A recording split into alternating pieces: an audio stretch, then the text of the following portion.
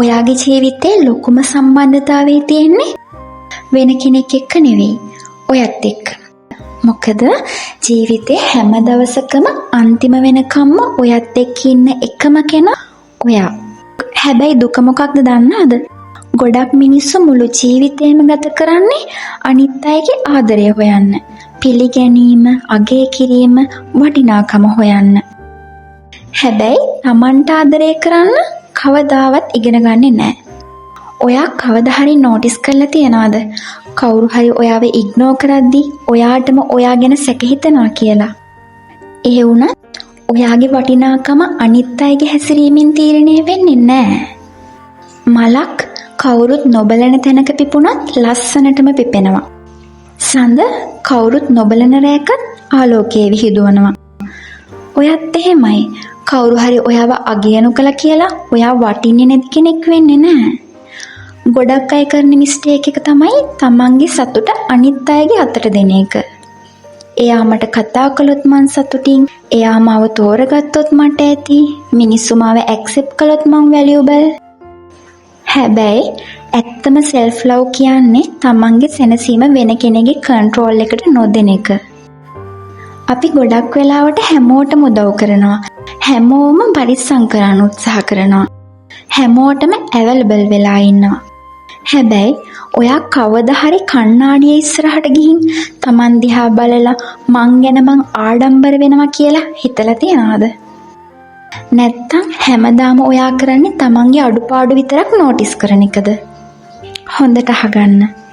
ඔයාගේ හිත ඇතුලේ ඔයා ඔයාට කියන වචන ඔයාගේ ජීවිතේම වෙනස් කරනවා. මං අර මුලින් කිව්වා වගේ ගොඩක් අය තමන්ගේ පාලනය වෙන කෙනෙක්ගේ අතට දෙන ගමන් පොඩි අවධානයක් ලැබුණත් ඒක ආදරය කියලා හිතනවා. ඒ හින්දාම සමහර වෙලාවට ගෞරවයක් නැති තැන්වල නතර වෙලා තමන්ට වටිනාකමක් නොදෙන මිනිස්සු වෙනුවෙන් වෙනස් වෙනවා. මතක තියාගන්න.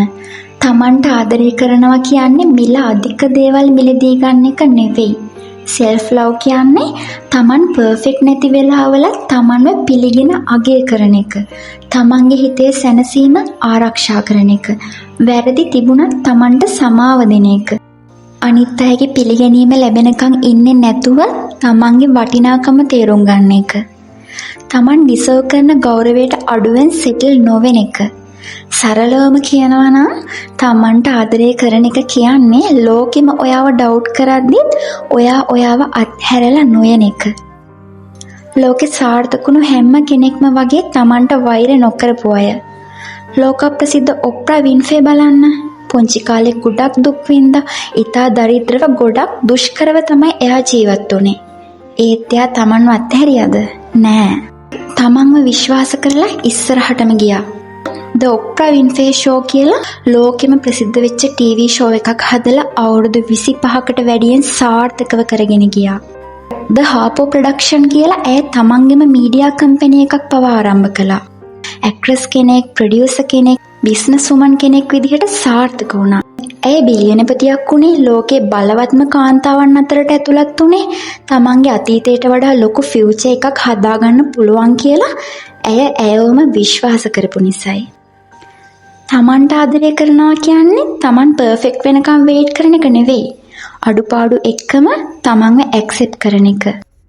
ලෝකේම අවධානය දිනාගත්ත නික් වුජිසික් කියන්නේ අත්පා නැතිව ඉපදුනත් ලෝකෙ මිලියන ගණනක් මිනිස්සු මොටිවේට් කරපු කෙනෙක්.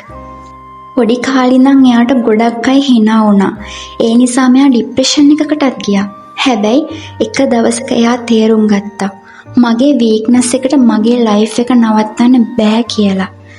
ඊට පස්සේ මොකද කළේ? තමන්ව ඇක්සෙප්ට් කළා. තමන්ගේ ලයිෆ් එක ගැන කම්ප්ලේන් කරනව වෙනුවට අනිත් මිනිස්සු ඉන්ස්පයර් කරන්න පටන් ගත්තා. අද එයා වර්ල්ඩ් ෆේමස් මොටිවේෂනල් ස්පීකර් කෙනෙක්.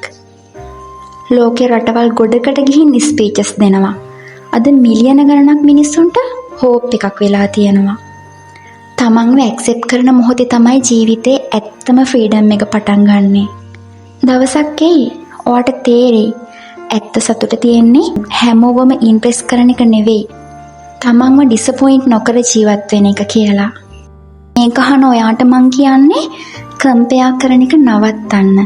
අනිත් අයගේ ලස්සන සාර්ථකත්වය ගමන ඔයාගේ ජීවිතෙත් එක්ක කම්පෙයා කරන්න එපා. ඒ නිසා අදින් පස්සේ තමන්ව චූස් කරන්න.